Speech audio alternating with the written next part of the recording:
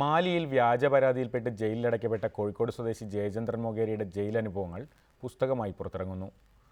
വിലങ്ങു ഭേദിക്കലെന്നർത്ഥം വരുന്ന മാലി പദമായ തക്കീജ എന്ന പേരിലാണ് പുസ്തകം. ഇന്ന് വൈകിട്ട് 4-ന് എഴുത്തുകാരൻ ടി.പി. രാജീവൻ പുസ്തകം പ്രകാശനം ചെയ്യും. കള്ളക്കേസിൽപ്പെട്ട് മാലിയിൽ ജയിലിലടക്കപ്പെട്ട ദിവസങ്ങളെക്കുറിച്ചുള്ള ജയചന്ദ്രൻ മൊകേരിയുടെ ഓർമ്മകളാണ് തക്കീജ എന്ന പുസ്തകം. ജയിലിലെ സ്വന്തം അനുഭവങ്ങളും സമാനമായ രീതിയിൽ പീഡനം അനുഭവിക്കുന്ന മറ്റുള്ളവരുടെ ഓർമ്മകളുമാണ് പുസ്തകമെന്ന് എഴുത്തുകാരൻ പറഞ്ഞു. ഒരു ഓർമ്മ വീണ്ടെടുക്കൽ തന്നെയാണ് ശരിക്കും.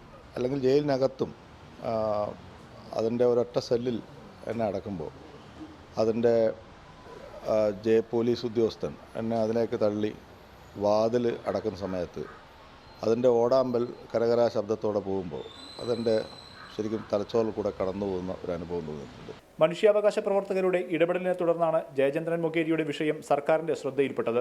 ഇതാണ് ജയിൽ മോചനത്തിന് വഴിവെച്ചത്. ജയിലിൽ കഴിയുന്ന മറ്റുള്ളവരുടെ കാര്യം കൂടി പൊതുസമൂഹത്തിന്റെ ശ്രദ്ധയിൽ കൊണ്ടുവരലും പുസ്തകത്തിന്റെ ലക്ഷ്യമാണ്.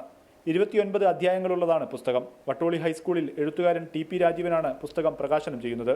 വയലറ്റ് ബുക്സാണ് പ്രസാധകർ. റിപ്പോർട്ടർ, കോഴിക്കോട്.